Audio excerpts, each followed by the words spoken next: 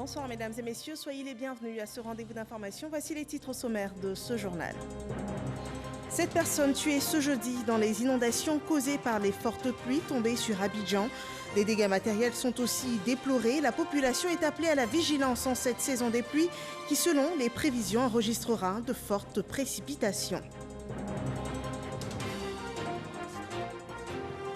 L'évolution de la situation sécuritaire et sanitaire était au cœur du Conseil national tenu ce jeudi sous la présidence du chef de l'État. Suivez dans ce journal le point des actions menées pour la sécurité du territoire national et les décisions prises sur le plan sanitaire contre la Covid-19.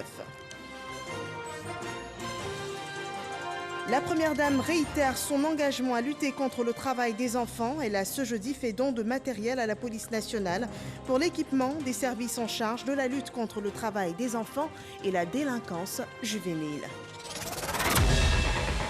Bienvenue dans ce 23h. Le district d'Abidjan a enregistré de fortes précipitations ce jeudi, des pluies diluviennes qui ont occasionné des inondations dans plusieurs communes d'Abidjan. Les Abidjanais exprimaient leur détresse sur les réseaux sociaux. Au moins 7 personnes ont perdu la vie et des dégâts matériels sont constatés. Nous y reviendrons au cours de cette édition. Le Conseil national de sécurité s'est réuni ce jeudi pour évaluer la situation sanitaire et sécuritaire. Premier point à l'ordre de cette réunion, la situation sécuritaire après l'attaque du poste mixte de Kafolo le 11 juin dernier. Sur le sujet, le chef d'état-major général des armées a présenté les actions menées par l'armée ivoirienne contre la menace terroriste, suivant son propos. Dans le cadre des actions contre la menace terroriste en Côte d'Ivoire, les forces armées de Côte d'Ivoire et du Burkina Faso ont conduit l'opération commune dénommée Komoué 2020, du 11 au 24 mai 2020. Cette opération a permis la neutralisation de 8 terroristes, la destruction de la base de cantonnement à proximité de la frontière commune, l'arrestation de plusieurs dizaines de suspects et la saisie de divers matériels. À la suite de l'attaque du poste mixte de Kafolo dans le nord de la Côte d'Ivoire, survenue le 11 juin 2020, qui a fait 13 tués, l'opération Rétorsion, combinant ratissage, recherche de l'ennemi et investigation, a été immédiatement engagée.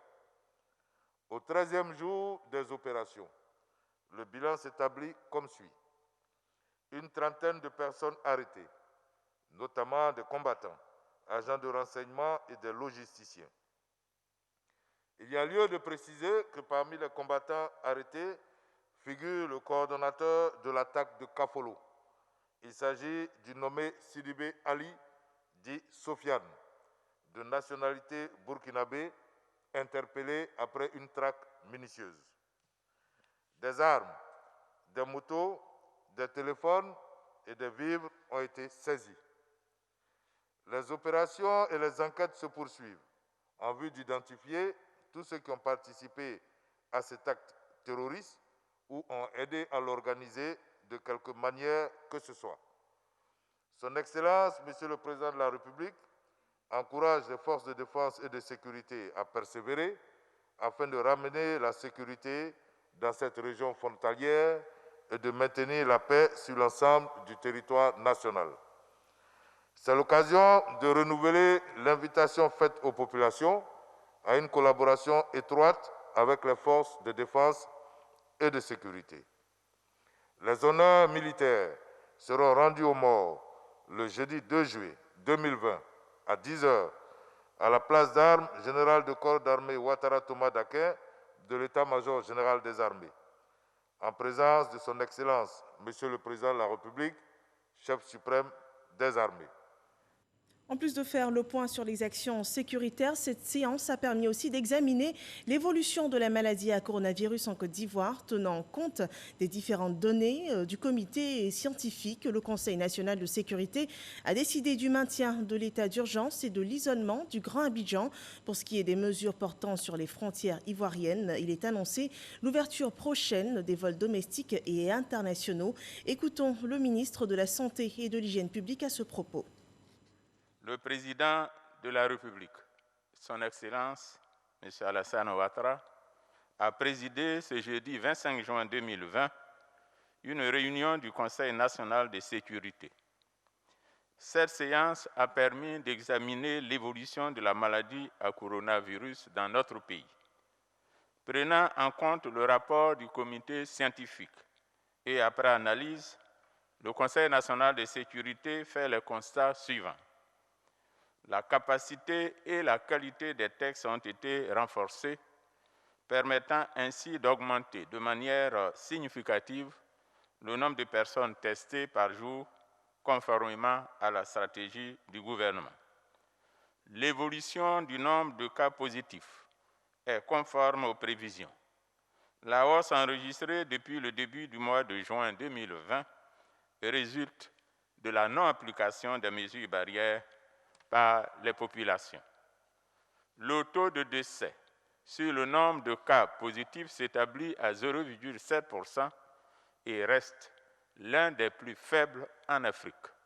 Il traduit la qualité de la prise en charge rapide des malades par le système sanitaire.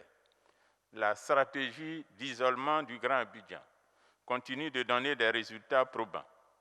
Le Grand Abidjan reste le principal foyer de l'épidémie avec 96% des cas positifs, dont 31% des cas à Cocody-Bingerville et 30% à Makori-Trècheville. Les travaux sont à l'intérieur du pays pour un diagnostic renforcé et la prise en charge des malades en vue de permettre au système sanitaire de répondre aux besoins des populations sur toute l'étendue du territoire. Le port du masque et le respect de la distance sociale demeurent plus que jamais nécessaires pour briser la chaîne de contamination. Enfin, le Conseil national de sécurité se félicite de l'engagement citoyen du corps médical, des forces de défense et de sécurité et de tous les acteurs engagés dans la mise en œuvre du plan de riposte sanitaire.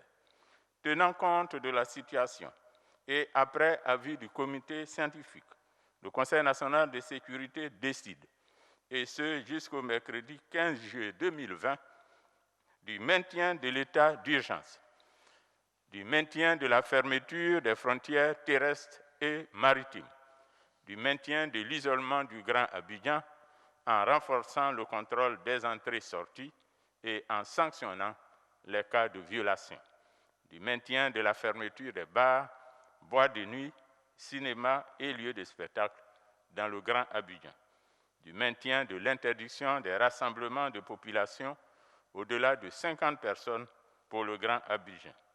Le Conseil national de sécurité a également décidé du renforcement du dispositif de prélèvement et de tests pour fournir les résultats dans un délai maximum de 48 heures, de l'isolement obligatoire de toute personne testée dans l'attente des résultats, de l'ouverture des vols domestiques à compter du vendredi 26 juin 2020 dans le strict respect des mesures sanitaires, de l'ouverture des vols internationaux à compter du 1er juillet 2020 dans le strict respect des mesures sanitaires. Tous les passagers à l'arrivée des vols internationaux feront l'objet d'un contrôle sanitaire et d'un suivi systématique pendant leur séjour en Côte d'Ivoire, du confinement obligatoire de toutes les personnes vulnérables, y compris les femmes enceintes, du renforcement de la sensibilisation communautaire en vue d'un changement de comportement, surtout à travers une plus grande implication des jeunes et des femmes encadrées par les communes, d'une grande disponibilité des masques et du renforcement du contrôle de l'obligation du port de masque avec des sanctions appropriées. Le Conseil national de sécurité invite les populations à aider le corps médical et les autres acteurs qui ne ménagent aucun effort pour accomplir leur devoir en respectant scrupuleusement les mesures barrières. Le Conseil national de sécurité rappelle la nécessité impérieuse de l'implication de tous les acteurs de la société à tous les niveaux dans la mobilisation des populations et les moyens en vue de briser la chaîne de transmission. Le Conseil national de sécurité félicite le personnel soignant des forces de défense et de sécurité ainsi que tous les autres acteurs en première ligne pour leurs efforts sans relâche afin de permettre à notre pays de continuer d'apporter une réponse appropriée à la crise à Covid-19. Voilà des décisions du Conseil national de sécurité qui ont pour but de mettre fin à la pandémie de la Covid-19 en Côte d'Ivoire. Et à l'issue de cette réunion, le ministre d'État, ministre de la Défense, Ahmed Bakayoko, a délivré un message au nom du président de la République, Alassane Ouattara, suivant cet élément. Le président a donné des instructions et les grands commandements travaillent aujourd'hui à la mise en place d'une zone d'opération de commandement unique au nord, qui va être renforcée, qui aura des moyens adéquats. Et nous avons travaillé au redéploiement de notre gendarmerie, de notre police et de l'armée. Et aujourd'hui, il y a un niveau de présence de nos forces qui fait que personne ne peut venir en territoire ivoirien et s'incruster durablement. Personne ne peut aujourd'hui prendre une partie du territoire ivoirien et s'y installer. Parce que nous avons la capacité de réaction. Et nous n'allons pas laisser notre territoire désorganisé par tous ceux qui sèment la terreur. Les enquêtes se poursuivent pour voir tous les complices. Comme je l'ai dit, aujourd'hui, on voit bien qu'il y a des gens qui ont aidé ces terroristes. Les enquêtes permettront de savoir exactement avec qui ils étaient en contact, avec qui ils étaient en lien, avec qui ils parlaient. Parce que, comme vous savez, ces personnes vivent dans un système fermé. Je veux rassurer les populations, nous suivrons cela de très près et nous sommes très confiants en notre capacité à rétablir l'ordre et maintenir la paix durablement sur notre territoire. Au niveau de la riposte sanitaire, le président, je peux vous le dire, a dit au comité qu'il allait observer les tendances cette semaine. Il allait observer les comportements des uns et des autres cette semaine. Parce qu'on voit trop de gens sans masque dans la rue, on voit trop de gens se regrouper sans que cela soit utile. Et donc, si les cas continuent à grimper, le président n'aura pas le choix, à partir du 15, de revenir à des mesures de restriction encore plus draconiennes, telles le couvre-feu. Oui, il est important, et c'est un message fort. Il faut que nous prenions conscience que cette maladie, elle est dangereuse pour nous-mêmes, pour nos familles, nos parents, surtout les personnes vulnérables. Et notre comportement peut nous permettre de nous épargner cette maladie, à nous-mêmes et aux autres. Voilà, les forces de défense et de sécurité maintiennent l'ordre sur le territoire national. Et pour appuyer leur action dans le cadre de la lutte contre le travail des enfants et la délinquance juvénile, la première dame Dominique Ouattara, en sa qualité de présidente du Comité national de surveillance des actions de lutte contre la traite, l'exploitation et le travail des enfants, renforce l'équipement des services de la police nationale par des véhicules, des motos et du matériel de bureau, un don réceptionné ce jeudi et nous en parlons avec Mahama Traoré. À peine créés le 18 juin dernier, les 6 bureaux régionaux de la sous-direction de la police nationale en charge de la lutte contre le travail des enfants et la délinquance juvénile peuvent déjà entrer en action. Du matériel roulant vient d'être mis à leur disposition par le Comité national de surveillance des actions de lutte contre le travail des enfants, présidé par la première dame Dominique Ouattara. Le don est composé de 8 véhicules de type 4x4, 20 motos et du mobilier de bureau. C'est donc le lieu de vous traduire toute ma gratitude et mes vifs remerciements pour ces gestes de haute portée. Chers collaborateurs de la sous-direction de la lutte contre la traite des enfants et la délinquance juvénile, je vous félicite pour le travail que vous abattez au quotidien. Et je vous engage à continuer de mériter la confiance de Madame la Première Dame, de la confiance du Président de la République et de l'ensemble de nos compatriotes par votre efficacité sur le terrain et le bon usage que vous ferez de ces dons. Vous devez en prendre soin. Nous devons mesurer son opportunité par la qualité du travail que vous accomplirez. C'est donc un devoir pour vous, pour nous, de faire chuter considérablement le trafic et l'exploitation des enfants après la réception d'un tel don. Témoin de cette remise des dons, les partenaires techniques et financiers qui appuient la Côte d'Ivoire dans son combat contre le travail des enfants. Pour nous, au niveau de l'industrie du chocolat et du cacao, c'est une initiative très importante parce que ça montre encore la volonté de ce gouvernement de mettre les ressources sur le terrain pour justement lutter contre le travail des enfants. La Côte d'Ivoire prend vraiment des initiatives, comme on voit ici, avec le renforcement des différentes stations dans le pays pour lutter contre le travail des enfants, pour diminuer ces fléaux. Et je crois que c'est une action qui est importante et qui est importante pour l'avenir de la production de cacao durable. Les enfants sont à protéger, ils représentent l'avenir du pays, donc il faut investir dans l'enfance, il faut protéger l'enfance. C'est difficile à faire dans le domaine du cacao pour des raisons multiples et donc il est nécessaire de pouvoir se rendre sur le terrain et vraiment surveiller la situation pour la prendre en main. Pour la première dame Dominique Ouattara, cet appui matériel vise à renforcer les opérations de traque menées par les forces de sécurité contre les réseaux de trafiquants d'enfants. La cérémonie qui nous rassemble aujourd'hui concerne l'axe 3 de notre plan d'action, c'est-à-dire la poursuite et la répression des trafiquants d'enfants. En effet, l'évaluation de la stratégie nationale de lutte contre le travail des enfants a mis en lumière les faiblesses du volet répression.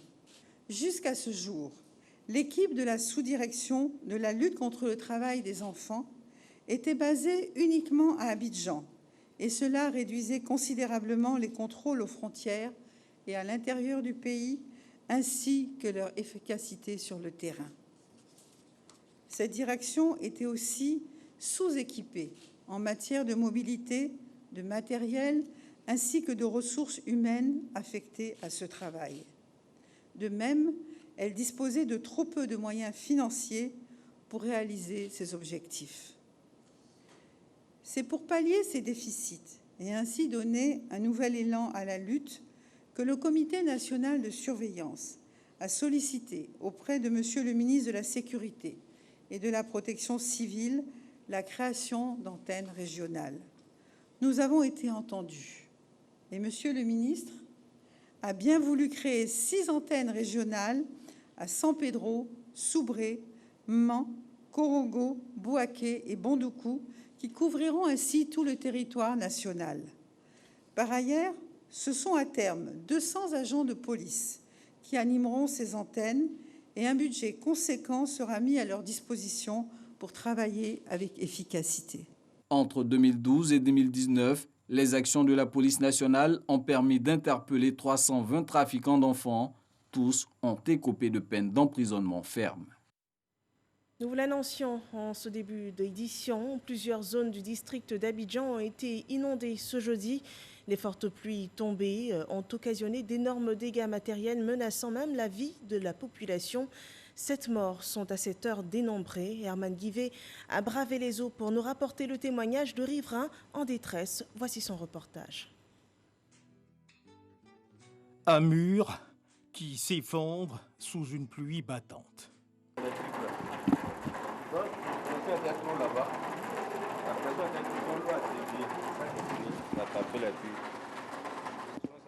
Une victime de plus sur la liste. Dans une baraque située à l'arrière de cette cour, une femme et son bébé de 6 mois dormaient paisiblement, sans s'imaginer que l'heure de la séparation serait pour bientôt. La mère n'a pas survécu au drame. Le bébé a été transporté d'urgence à l'hôpital. En attendant que les secours arrivent, les badauds et autres curieux auront placé la victime dans une chambre haute d'un immeuble en finition.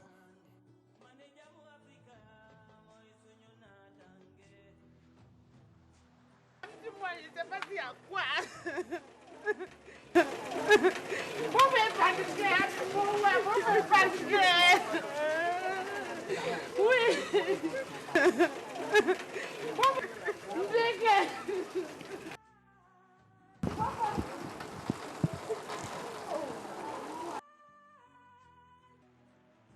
Un témoin raconte. On était sur la dalle, on était en train de regarder la pluie venir. Bon, un coup, on a entendu boum.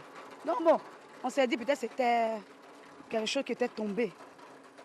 Après, on a vu la clôture qui était là, est tombée. Bon, après, on a commencé à crier. C'était chose. La femme de notre gardien avait son bébé qui était couché dedans. Bon, après, moi, j'ai appelé même le mari et lui a demandé, et ta femme? Il dit non, sa femme était... Il ne savait même pas que sa femme était couchée. Lui, il était au portail, il était suivi. Il dit, et ta femme? Il dit, sa femme est sortie, tout ça. Après, lui-même, il courait même pour aller chercher sa femme, même tout. Il était affolé, il était chez sa femme. Là, la femme était couchée, là. Elle était déjà... Mais on a pu sauver un peu le bébé. Le bébé est un peu blessé, mais c'est la femme qui n'a pas pu suivre. Nous sommes au quartier complexe de la Riviera Palmeraie, où l'eau de ruissellement règne en maître absolu en saison des pluies. Des travaux d'aménagement ont pourtant été engagés pour éviter que ce schéma ne se reproduise chaque année. Mais en attendant que ceci s'achève, la pluie semble imposer son dictat. Le commissaire de police du 35e arrondissement et ses hommes sont appelés en urgence pour le constat, le coup de cœur des riverains. C'est vrai qu'il y a un début d'exécution des travaux. Nous saluons cela. Mais je dis bien, on a été la dernière inondation où il y a eu plus de 10 morts, c'était en 2018, en juin 2018. Donc nous sommes en 2020. Soit 2 ans, on aurait dû terminer au moins ces travaux. 2 ans, on aurait dû terminer ces travaux. Pourquoi ces travaux connaissent une lenteur? Qu'on nous explique cela. C'est la question que nous nous posons. Il ne faut pas attendre qu'il y ait des morts d'hommes avant toute chose. Pourquoi cette lenteur? Les gens, les Franzetti qui a le marché, pourraient travailler de nuit comme de jour. Franzetti travaille jusqu'à 17h et les ouvriers retournent chez eux à la maison. Pendant ce temps, la nuit est libre, on peut travailler. On est vraiment exaspérés, on n'est pas du tout d'accord. Du côté d'Abidjan Mall, Carrefour Gossio, des résidences flirtent avec l'eau de ruissellement. Les riverains n'y comprennent pas grand-chose et appellent au secours. Voilà, et c'est ce qu'on vit depuis un certain nombre d'années. Dès qu'il pleut, voilà, vous avez de manière abrupte la montée des eaux et puis on est surpris. Voilà, donc c'est une zone qui est régulièrement sinistrée. Vous pouvez voir cet immeuble-là. Voilà. On avait à l'époque organisé une pétition pour faire arrêter les travaux. Les travaux avaient été effectivement arrêtés. Là, on se rend compte que depuis quelques jours, ça a repris. Et donc, ça obstrue le passage de l'eau. Et puis, le trop-plein se déverse dans la rue. Il y a eu des dégâts, en tout cas, les dégâts impossibles, quoi. Un peu plus en face, des secours improvisés s'organisent. De jeunes gens se sont donc portés volontaires pour aider des personnes coincées dans leur véhicule à sortir de ce piège formé par les eaux. On est en train d'aider. Si vous avez des gens qui sont en haut, il y a d'autres voitures qui sont encore coincées. On les aide tous à pouvoir sortir de l'eau, puisqu'il y a une inondation en surprise sur nous. Il y a quelques personnes qui sont inondées par cette eau que vous voyez là. Par exemple, il y a des gens qui sont partis ce matin, qui n'ont pas pu les aider, mais dommage. On est arrivé à faire ce qu'on pouvait faire ce matin. On nous rapporte d'ailleurs qu'un motocycliste aurait été emporté par la force du courant. Hélas, une autre victime. Au niveau du rond-point de la Palmeraie, une réalité qui ne peut souffrir d'aucune contestation. C'est bien l'eau de ruissellement qui règne comme un seigneur. Un seigneur qui trouve d'ailleurs des observateurs. Un public conquis par une force devant laquelle l'homme semble totalement impuissant. Et parlons d'impuissance, ces passagers pris au piège des eaux, qui ne semblent eux aussi pas vraiment comprendre ce qui leur arrive. Et comme vous pouvez le constater, eh bien, en arrière-plan, les eaux ne cessent de gagner en intensité et ne cessent de monter en puissance. Sur le terrain, le préfet d'Abidjan, le maire de Cocody, le commissaire Irié et ses hommes se sont donc rendus ce matin pour justement constater les dégâts causés par cette montée fulgurante des eaux. Une visite initiée par le préfet d'Abidjan afin de sensibiliser les populations à quitter les quartiers à risque pour éviter que la Côte d'Ivoire ne connaisse un autre drame. La saison des pluies n'a certainement pas encore dit son dernier mot. Et la vigilance est requise en cette saison des pluies qui devrait encore enregistrer de fortes précipitations. Vigilance aussi pour stopper la propagation du nouveau coronavirus. Il faut respecter les mesures barrières.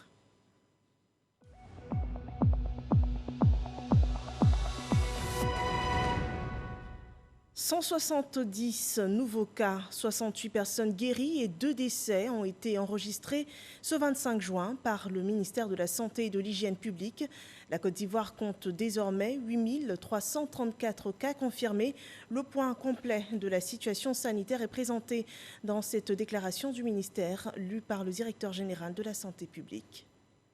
Le ministère de la Santé et de l'Hygiène publique a enregistré ce jour, jeudi 25 juin 2020, 170 nouveaux cas de Covid-19 sur 1012 échantillons prélevés, soit 16,8% des cas positifs, 68 guéris et 2 décès. Nous avons déploré 2 décès. Le premier, un enfant de 7 ans dont le décès est survenu le 13 juin 2020 dans un tableau d'infection sévère, dans une structure sanitaire publique. Le diagnostic de la Covid-19 a été fait post-mortem. Le second est un patient de 39 ans, sans antécédent particulier, décédé le 20 juin dans un établissement sanitaire privé. Le ministre de la Santé et de l'Hygiène publique présente ses condoléances aux familles éplorées. À la date du 25 juin 2020, la Côte d'Ivoire compte donc 8 334 cas confirmés, dont 3 487 personnes guéries, 60 décès et 4 787 cas actifs. Le nombre total d'échantillons est de 49 352. Le ministre de la Santé et de l'Hygiène publique rappelle que la pandémie n'est pas terminée. Il exhorte les populations au strict respect des mesures barrières, notamment le lavage des mains à l'eau et au savon, la distanciation physique et le port de masque lorsque nous sommes dans les lieux publics afin de nous protéger et de protéger les autres. Observons à présent l'évolution de la situation hors de notre pays, notamment dans quelques pays d'Afrique. Au Ghana, sont enregistrés 15 473 cas confirmés, 95 décès. Au Mali, 2005 cas confirmés, 112 décès. Le Maroc enregistre 11 279 cas confirmés, 216 décès. La Mauritanie, 3 519 cas confirmés, 116 décès. La République démocratique du Congo, 6 411 cas confirmés et 142 décès. En total dans le monde, de 9 494 571 cas confirmés et 484 155 personnes décédées des suites de la Covid-19. Le point presse du gouvernement sur la crise sanitaire a fait des précisions sur la reprise du trafic aérien en Côte d'Ivoire. Les actions sanitaires et sécuritaires inscrites dans le cadre de la lutte contre la pandémie ont, comme de coutume, été exposées. Suivons le compte-rendu fait par Jean-Luc Bongo. Ce point presse, qui s'est tenu juste après la réunion du Conseil national de sécurité, a été l'occasion d'apporter des précisions sur certaines décisions importantes prises à la faveur de cette rencontre. Il s'agit notamment de la reprise du transport aérien. Nous sommes tous très heureux que le gouvernement ait autorisé donc, la reprise des vols domestiques réalisés par Air Côte d'Ivoire avec des fréquences réduites pour commencer et par la suite les vols internationaux.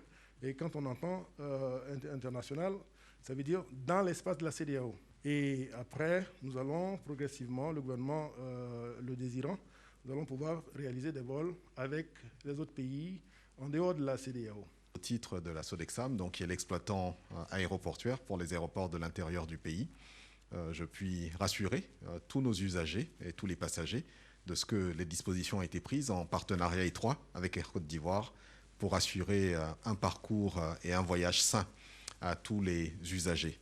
Des vols donc à destination des villes de l'intérieur desservies par Air Côte d'Ivoire à compter de ce vendredi 26 juin. Les passagers devront toutefois se munir d'un laissez-passer délivré par la police nationale. Un autre pas vers la reprise économique qui ne doit pas occulter la présence et la persistance de la pandémie à coronavirus. Sur les 43 districts sanitaires affectés dans le premier moment, 29 districts sanitaires demeurant encore actifs, dont ceux du Grand Abidjan en particulier, ceux du district autonome d'Abidjan, et 16 au niveau du reste du pays, à Aboasso, à Krogo, à Yamsokro, à Zopé, à San Pedro, à Agboville, à Soubré, à Boaké Nord-Ouest, Méagi, à Transua, à Gagnoa 1, à Bengourou, à Bouna, à Vavois, à Sassandra, à Diokoué. En tête de liste de ces districts viennent Abosso, Boaké et San Pedro. Une pandémie qui épargne jusque-là la ville de Tia-Salé grâce à un plan de riposte mis en place par le conseil municipal. Nous avons mis dans la ville des affiches numériques, des affiches numériques qui permettent aux populations d'avoir accès aux informations sur les mesures barrières à prendre. Donc à l'entrée de la préfecture, à l'entrée de la mairie, aux entrées de la ville, on a mis des grandes bâches de 12 mètres carrés sur lesquelles se trouvent toutes les mesures barrières qui ont été édictées par le gouvernement et qui permettent aux populations de savoir ce qu'il y a à faire. Sur le point sécuritaire de la situation liée à la pandémie, le porte-parole de la police nationale a entrepris de rassurer la population relativement à une rumeur persistante. Les rumeurs persistantes faisant quotidiennement état de la présence de mendiants djihadistes dans nos rues, bien que traitées par vos forces avec grand soin, ne doivent en aucune façon troubler la quiétude de nos compatriotes.